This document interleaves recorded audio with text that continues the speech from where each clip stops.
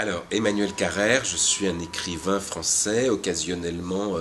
scénariste et réalisateur, et je suis de passage à Tel Aviv pour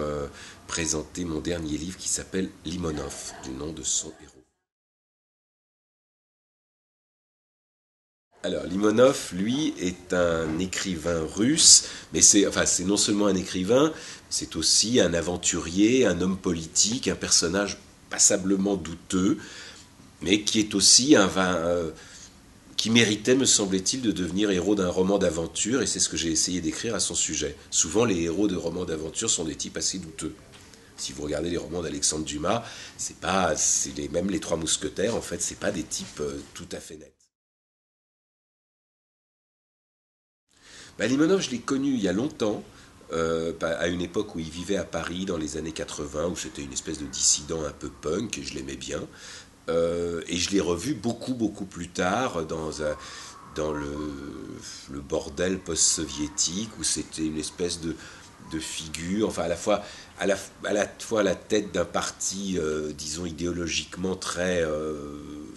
discutable, et qui s'est en même temps retrouvé dans une position d'opposant très courageux et très respecté au régime de Vladimir Poutine. Donc, et donc mes relations avec lui étaient autrefois d'une sorte de camaraderie, et c'est devenu celle d'une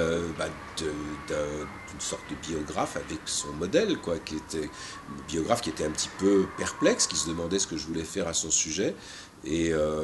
qui finalement a été très content de ce que j'ai fait. Peut-être pas sur le fond, je pense qu'il y a des choses avec lesquelles il n'est pas d'accord, il y en a même forcément beaucoup, mais le fait que ce livre existe et qu'il ait eu du succès, tout ça, ça le ravit. Ce qui s'est passé, c'est qu'à un moment, j'étais vraiment intrigué par ce personnage, son statut, tout ça. Et 20 ans après l'avoir connu en France, je suis allé faire un reportage à son sujet à Moscou, c'était il y a 5 ans maintenant. Et après les 15 jours de reportage à Moscou, pratiquement passé entièrement en sa compagnie, j'étais encore plus perplexe qu'en arrivant, et ça m'a fait penser qu'il y avait la matière à plus qu'un reportage, un livre.